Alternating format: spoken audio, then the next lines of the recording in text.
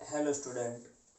इस वीडियो के अंदर हम बहुत ही इम्पोर्टेंट चैप्टर स्टार्ट करने वाले हैं केमिस्ट्री का, स्टैंडर्ड 9, जिसका नाम है chapter number 3, atoms and molecules. Okay, chemistry का ये जो चैप्टर है वो बहुत इम्पोर्टेंट है आगे 10th 11 और 12 के लिए। ओके, हमने केमिस्ट्री के आगे 2 चैप्टर चलाए हैं।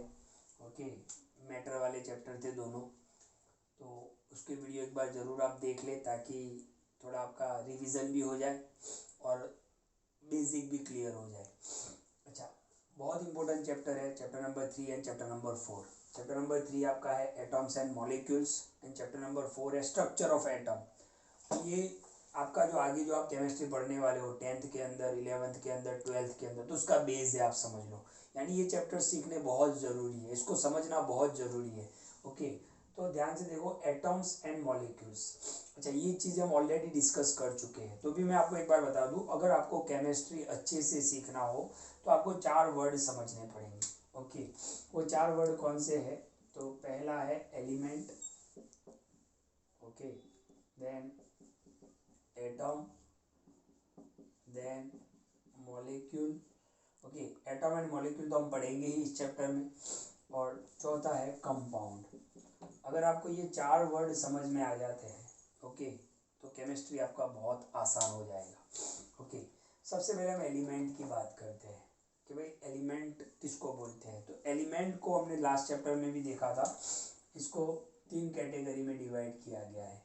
एक है metal, non metal and metalloids. Okay, element जो है वो 3 कैटेगरी में डिवाइड होता है, metal, non metal and metalloids, जिसको हम सेमी मेटल भी बोलते हैं। ओके, तो ध्यान से देखो, मेटल में क्या आएगा, जैसे कॉपर, एल्यूमिनियम, गोल्ड, सिल्वर, है ना, ये सब कुछ किस में आएगा? मेटल के अंदर आएगा। गोल्ड है, सिल्वर है, कॉपर है, एल्यूमिनियम है। फिर आप देखो तो पोटेशियम है, सोडियम है, ये सब कुछ किस में आएगा? मेटल के अंदर आएगा।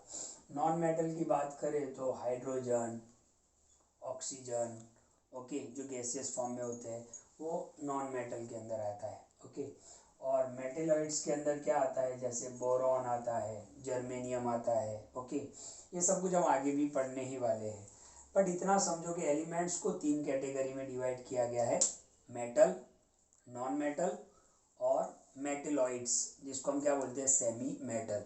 बहुत ही डीप में हमने पढ़ा था 2nd चैप्टर के अंदर। ओके, अब आते हैं हम एटम पर। एटम क्या है? तो ध्यान से देखो, एटम क्या होते हैं? Smallest particle. एटम क्या होता है? Smallest particle, smallest particle of element. देख लो, एटम को समझना है तो एलिमेंट को समझना पड़ेगा, एटम को समझना है तो किसको समझना पड़ेगा? एलिमेंट को समझना पड़ेगा, क्योंकि एटम है क्या? तो स्मॉलेस्ट पार्टिकल ऑफ एलिमेंट क्या है? स्मॉलेस्ट पार्टिकल ऑफ एलिमेंट है। जैसे मैं आपको बताऊं कि ये पूरा बिल्डिंग्स, जो हमारा जो घर होता है, मकान होता है, ऑफिस होता है, उसका बेसिक यूनिट क्या होता है? ब्रिक। उसका बेसिक यूनिट क्या होता है? ब्रिक होता है। ओके, इसी तरीके से एलिमेंट्स का, एलिमेंट के अंदर जो स्मॉलेस्ट पार्टिकल होता है, सबसे छोटा एलिमेंट का स्मॉलेस्ट पार्टिकल, कोई भी देखो, दुनिया की कोई भी सारी चीज़ें पार्टिकल से बनी हुई है। ओके, तो उसका जो स्मॉलेस्ट पार्टिकल होता है उसको हम क्या बोलते हैं? एटम। जैसे हाइड्रोजन है, देखो हाइड्रोजन, ओके, ये एक एलिमेंट है। हाइड्रोजन क्या है? एलिमेंट है, मतलब नॉन मेटल है। तो हाइड्रोजन का एक जो स्मॉलेस्ट पार्टिकल होगा उसको हम क्या बोलेंगे? एटम बोलेंगे। अच्छा, इस एक एटम की जो प्रॉपर्टीज होगी वही प्रॉपर्टी हाइड्रोजन की भी होगी, सीधी बात है, क्योंकि उसका ही स्मॉलेस्ट पार्टिकल है। तो व्हाट इज कॉल्ड एटम? तो एटम क्या है? Atom is a smallest particle of element. अब ये एलिमेंट क्या होते हैं? तो एलिमेंट मेटल हो सकते हैं, नॉन मेटल हो सकते हैं, मेटेलॉइड्स हो सकते हैं। ओके, अब हम बात करते हैं, कंपाउंड की बात करते हैं। कंपाउंड किसको बोलेंगे? देखो, मैं आपको एक बताऊं कि मान लो कि मेरे हाथ में ये कॉपर का रोड है, कॉपर रोड है। ओके, तो सीधी बात है कि इसके अंदर सिर्फ कॉपर ही होगा। कॉपर का रोड बोल रहा हूं मैं। ओके, तो क्या होगा? कॉपर ही होगा। यानी कॉपर के ही एटम होंगे, इसमें फिर एल्यूमिनियम तो होगा नहीं। तो इसको हम क्या बोलेंगे कि भाई ये एलिमेंट है, कॉपर मेटल है। ओके, तो मैंने आपको बताया कि मान लो कि मेरे हाथ में ये कॉपर का रोड है, तो सीधी बात है इसके अंदर कॉपर के ही एटम होंगे। ओके, तो आपको समझ में आ गया होगा कि कॉपर रोड है तो सिर्फ कॉपर के ही एटम होंगे, एल्यूमिनियम का रोड है तो उसके अंदर एल्यूमिनियम के ही एटम होंगे। ओके, अब हम बात करते हैं कंपाउंड की। कंपाउंड में मैं आपको एक एग्जांपल देता हूँ, वाटर, H2O। ओके, ध्यान से देखो, वाटर क्या है? एक कंपाउंड है। वाटर क्या है? एक कंपाउंड है। ओके, अब आप ध्यान से देखो, आपने एक ग्लास के अंदर पानी ले लिया। ओके, आपने एक ग्लास लिया और उसके अंदर पानी ले लिया। वाटर क्या है? एक कंपाउंड है। तो इसमें आप ध्यान से देखना। ओके, तो दो या दो से ज्यादा एलिमेंट, देखो कंपाउंड क्या होता है, दो या दो से ज्यादा एलिमेंट। देखो वाटर के अंदर हाइड्रोजन भी है और ऑक्सीजन भी है। वाटर के अंदर हाइड्रोजन भी है और ऑक्सीजन भी है। हाइड्रोजन और ऑक्सीजन क्या है? एलिमेंट है। तो दो या दो से ज्यादा एलिमेंट है ना, कंबाइंड होते हैं तो वो क्या बनाते हैं? कंपाउंड बनाते हैं। क्या बताए? कंपाउंड। एक और एग्जांपल मैं आपको बताऊं, जैसे H2SO4। Okay, sulphuric acid.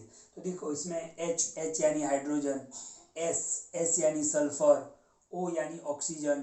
तो आपने देखा कि बहुत सारे एलिमेंट जमा होके एक कंपाउंड बना लिया। ओके, तो बहुत सारे एलिमेंट जमा होके क्या बनाते हैं? कंपाउंड बनाते हैं। एलिमेंट्स जमा होके क्या बनाएंगे? कंपाउंड। अच्छा, मैं सिर्फ ऐसे बोल रहा हूँ कि ये कॉपर का रोड है तो उसमें सिर्फ कॉपर ही होगा, लेकिन वाटर, वाटर क्या है? उसके अंदर हाइड्रोजन भी है, ऑक्सीजन भी है। तो बहुत सारे एलिमेंट जमा होके कंपाउंड बनता है। अच्छा, हाइड्रोजन, ध्यान से देखो, यहाँ पर वाटर की बात कर रहा हूँ मैं, H2O। तो H2O यानी दो हाइड्रोजन। देखो H2O, H2O का मतलब क्या होगा? Two hydrogen. देखो H2 यानी टू हाइड्रोजन और ऑक्सीजन एक ही है तो वन ऑक्सीजन।